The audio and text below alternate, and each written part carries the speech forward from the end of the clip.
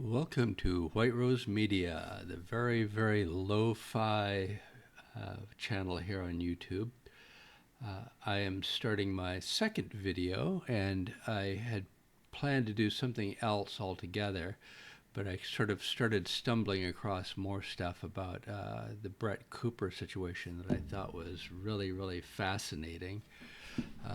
And I will explain all of this starting with playing a video of her describing how she pitched her idea. Okay, this is how I will angle it and approach it. And ironically, I had a little baby pilot that I had put together that I had shopped around at other conservative organizations, basically, where I wanted to do a show like that, where I wanted to do a reaction show with the fast edits, reading comments.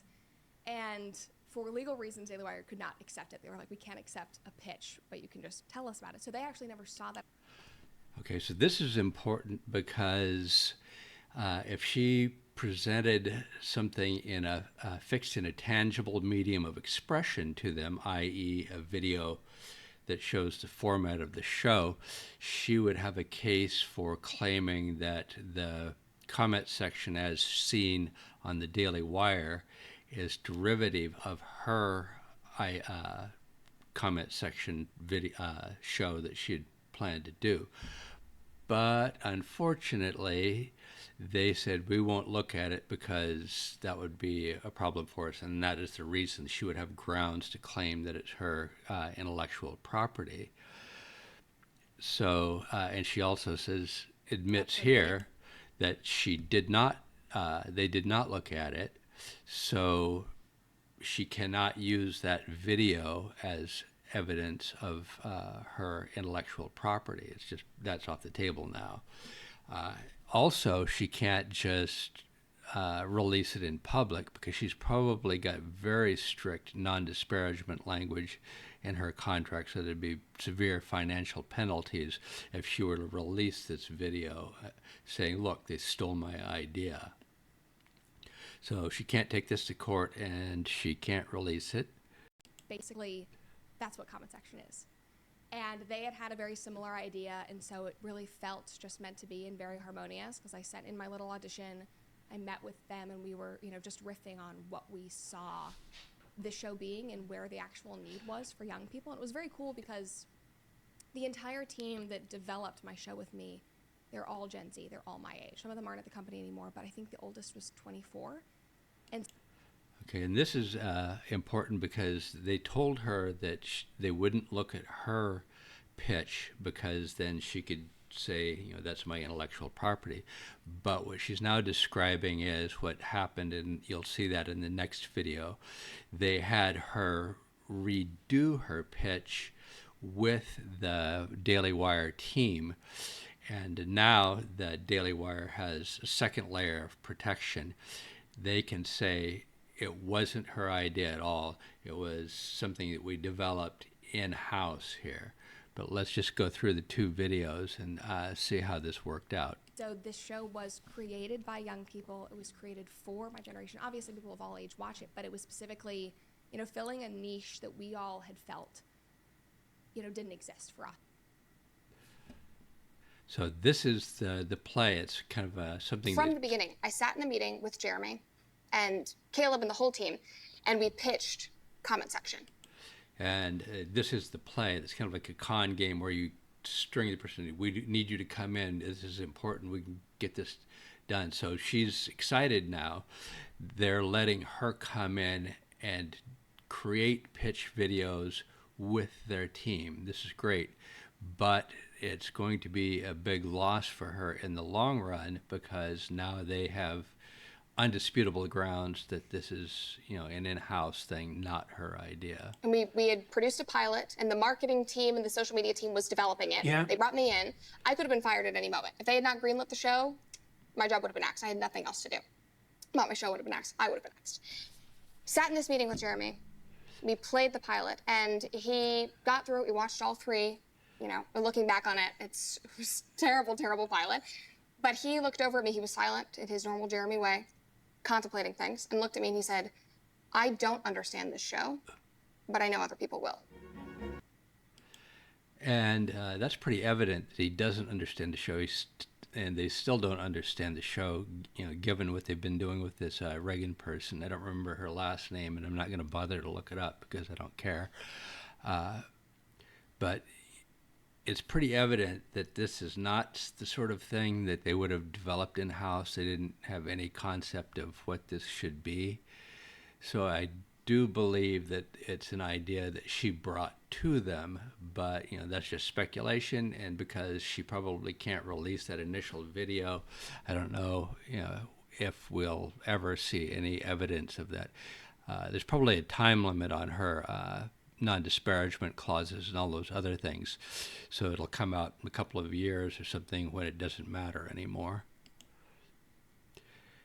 And the next one, this is 5 days a week, viral content, and jumping into the insanity that is, of course, welcome. Okay, so what you see here is the studio that they set up initially, and this is one of the things that makes me think that this is based on her idea, because this is the trailer for when this whole thing started, and she's in a very simple studio that kind of looks like a college student's dorm room. It has textbooks piled up over here, and she's just dressed like an average college student. The only thing that looks out of place is the boom mic. That looks a little more sophisticated than what you'd see in a college dorm room probably, but otherwise this looks like her concept. And also the format of the quick cuts that they use is also probably part of the intellectual property that she cannot reproduce now.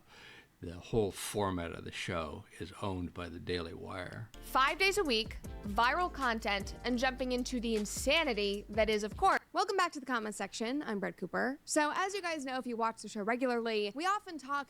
Okay, so what we see here is what the studio looked like after it got really big, and this is very much just your standard set. I mean, this does not look like anybody's dorm room. This looks like a set, and this is what it developed into. But I think it's pretty evident that it started out very derivative of her Progressive initial ideology. idea. Being destructive and harmful to the people that follow them, which makes sense considering that this ideology. So now we are into some really uncanny valley territory. Traditional values. In the next couple of videos, she's describing how she came into this and sort of the background things that brought her to the place where she's doing this show. So just listen to the kind of things she's talking about, the shows that she listened to. Common sense. Like I would listen to Dennis Prager. I would listen to Matt Walsh and Michael Knowles and Candace, and I would listen to Larry Elder. My mom is obsessed with Larry Elder. He's brilliant. He is, yeah. And so we would listen to him on car rides and Rush Limbaugh, but nobody was my age. And then I would go on to YouTube and social media, and I would watch all these people that I love and follow. Now I want style inspiration from you, and I love this actor. But then I would listen to, the Vanity Fair roundtables. So I felt really, really lost. And I was doing videos for PragerU. I was working as a copywriter for the fundraising department of YAL. So I was using my English major.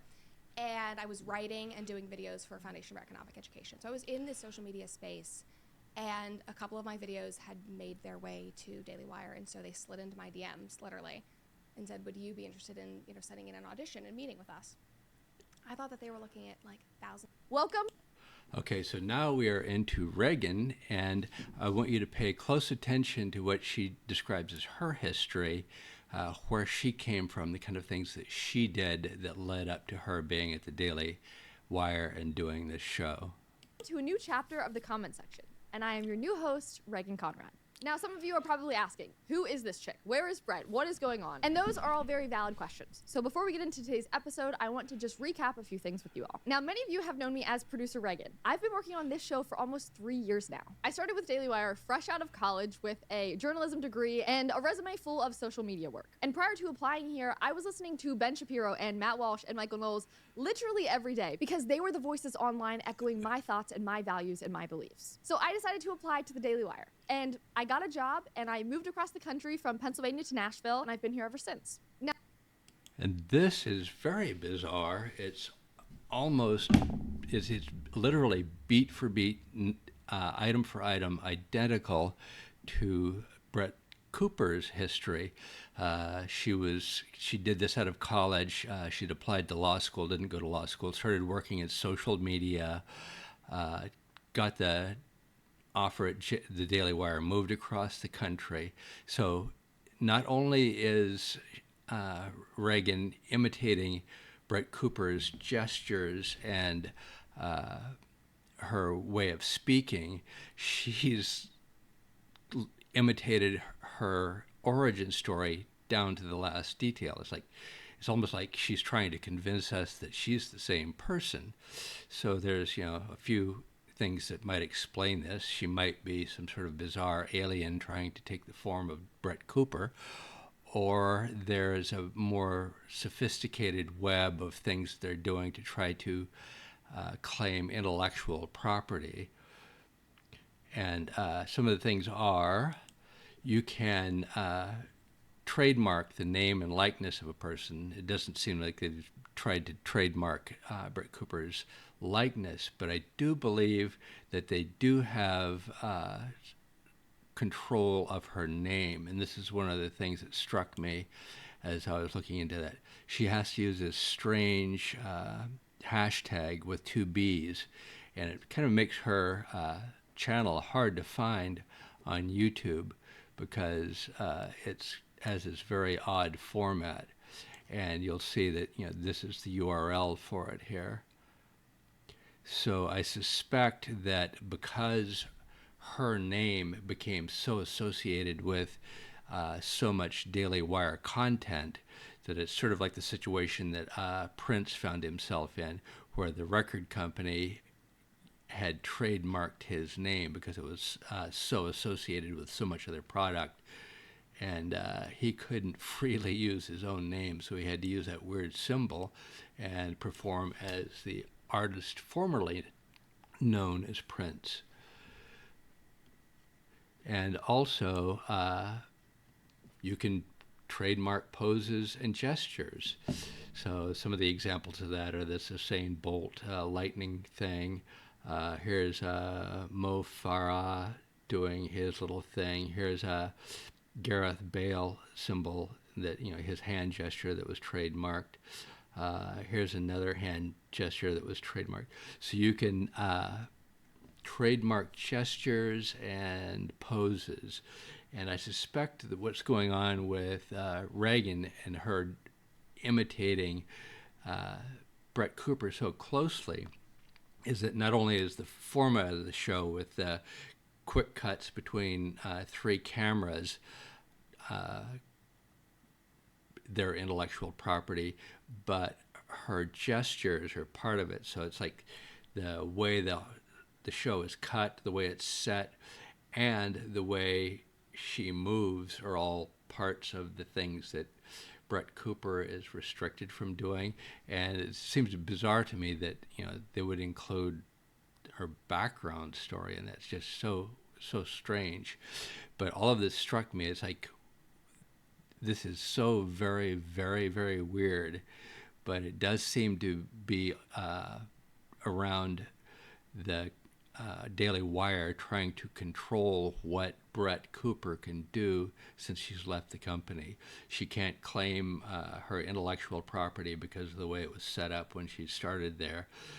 She probably has very strict non-disparagement clauses in her contract where she can't say anything negative about them for fear of being sued into oblivion. So it's kind of hard to see what she's going to be doing next. The very awkward looking YouTube channel that she has here. I mean, props to her. She's got 541,000 subscribers and a very loyal fan base. But I'm kind of wondering how she's going to make this work. And I just thought I would throw that out there as, because it still seems that people are interested in speculating about what's going on. And it may be a very long time before we really get any solid information about what did happen. And I do plan to move on to other subjects, but I just stumbled across these patterns as I was researching something else entirely, and I thought I would throw it out there. And I hope you enjoyed it. I hope you people will start to like and subscribe as I start to produce more content. And thank you for listening today.